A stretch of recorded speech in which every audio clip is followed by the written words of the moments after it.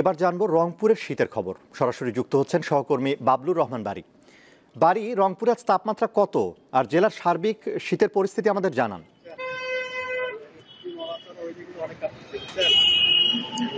আনোয়ারুল, আপনি যেমনটি বলেছিলেন, আসলে উত্তর অঞ্চলে কিন্তু গত কয়েকদিন ধরে শৈত্যপ্রবাহ চলছে। এর মধ্যে কিন্তু রংপুরও রয়েছে।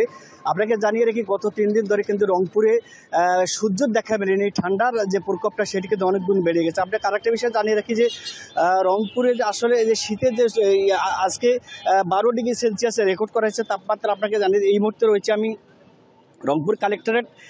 যে আপনার ফুটপাতের দোকানগুলি রয়েছে, যে গরম কাপড়ের দোকান, সেটি কিন্তু আছে দেখছেন যে ক্রেতার যে উপচে পড়া ভিড়, তারা কিন্তু আসলে শীত নিবারণ করার জন্য যে শীতের যে পোশাক সেটি কিন্তু আসলে কিন্তু নারী পুরুষে দেখছে যে তাদের ভিড় জমাচ্ছে। আপনাকে বলি যে আসলে রংপুরে যে শীতের প্রকোপটা সেটি কিন্তু অনেক বেশি থাকার কারণে কিন্তু আসলে সাধারণ মানুষ, যারা নিম্ন আয়ের মানুষ, তারা কিন্তু আসলে চরম ভোগান্তিতে পড়ছে।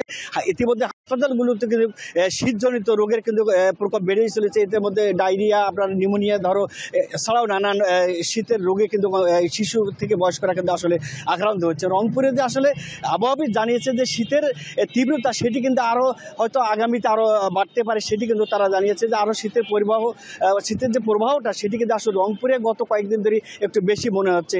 তা আসলে যে সকাল থেকে যে বৃষ্টির মতো যে আসলে কুয়াশা পড়ছে সেটি কিন্তু দুপুর নাগাদ একটু কম হলেও সন্ধ্যার পরে কিন্তু আছে যে হিমেল হাওয়ায় কিন্তু যে আসলে শীতের প্রকোপ সেটি কিন্তু আসলে বেড়ে গেছে। তো রংপুরে এই ছিল আমার কাছে রংপুরের শীতের সর্বশেষ তথ্য। আনোয়ারুল।